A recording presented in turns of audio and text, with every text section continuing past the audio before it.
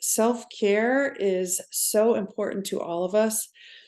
And to me, the reason that self-care is an ethical obligation is because I mean for our own good, of course, but because people are watching us. Um, it's kind of like when you're a parent, you have kids, they're watching you, and you've got to pay attention to what you say and do because they're going to say and do the same things. Our clients are kind of the same, really.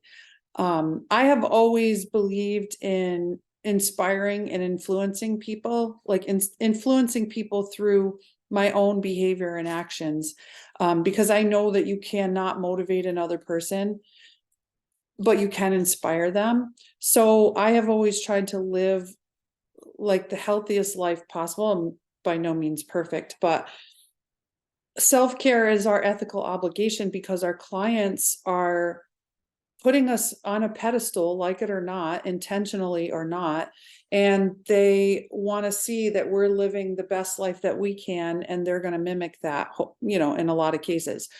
So I had a peer specialist actually come into the center where I work today, and she was bringing in a client for a recovery meeting.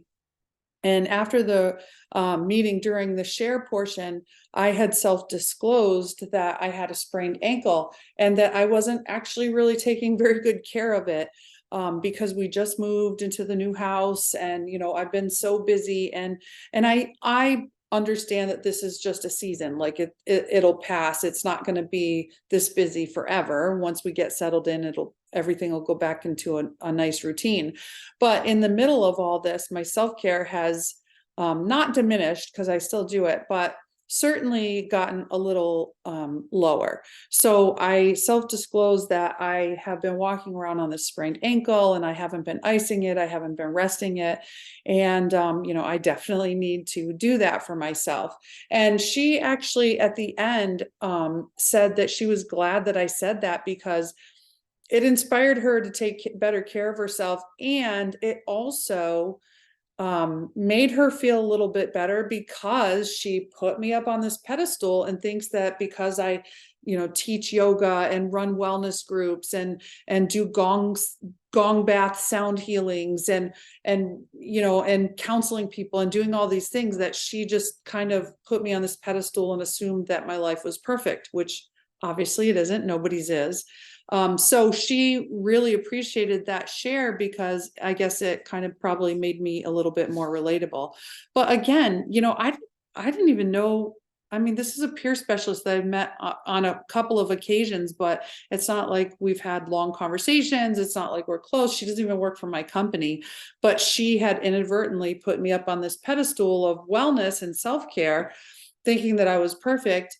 And again, that just proves the point that people are watching, and you will influence other people and their behavior with what you do. So it's important to inspire and live the best life that we can, so that other people have permission to do that for themselves as well. Two of the self-care methods that I use most is, number one, absolutely hands down, meditation. I meditate every single day. I do Zen meditation, I do guided meditations, I do walking meditations, I do driving meditations sometimes. Maybe that's not the best one, but I am paying attention. But sometimes I do get lost in like a meditative state, even while I'm driving, because it's easy for me at this point to get there. Now, a lot of people think that, and I hear this from clients all the time, I can't meditate, I can't close my mind down. And I always say, it's not about shutting your mind down. It's about turning your focus back to your breath when you get distracted. That's all it is. You don't have to shut your mind down. The only people whose mind is completely empty is, when you're dead. So we don't want that.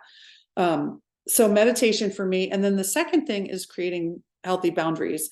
As a recovering codependent person a million years ago, I have to have solid boundaries for myself. I have learned that no is a complete sentence. I don't have to explain why my answer is no. I don't have to justify. I don't have to validate anything. I can just say no or no, thank you. And also not answering my phone. Now, I am the kind of person, I keep my phone with me at all times. I bring it everywhere. I love my phone. I love technology. I am that person. But even me, I have to have a time each day where I do not answer my phone. I will not answer my phone. I'm not going to be that person at 7, 8, 9 o'clock who's walking away from her family and taking work calls. I'm just not going to do that. And I also don't take calls on weekends.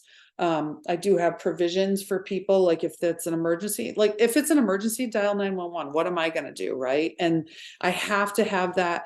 I have to have that for my self-care because, again, in my past, super codependent, literally lived my life to help serve, fix everyone else at the expense of my own health, wellness, and self-care. So I won't do that now. So I have very clear boundaries. And I just think it's important for everybody. And I see it firsthand in this industry, as I'm sure you all have, people who are not doing their self-care, who are not taking care of themselves. And I don't think that you have to be perfect by any means. I would never aspire to perfection because to me, that's the lowest standard possible because it's unachievable. But I want to try to live the best, cleanest, healthiest life that I can possibly live because I know people are watching and I do want to be an inspiration to other people. So that's to me the biggest reason why self-care is important. Anyway, I have loved being in this class with you. I can't believe we only have 8 weeks left until graduation, and I will connect with you soon. Thanks so much.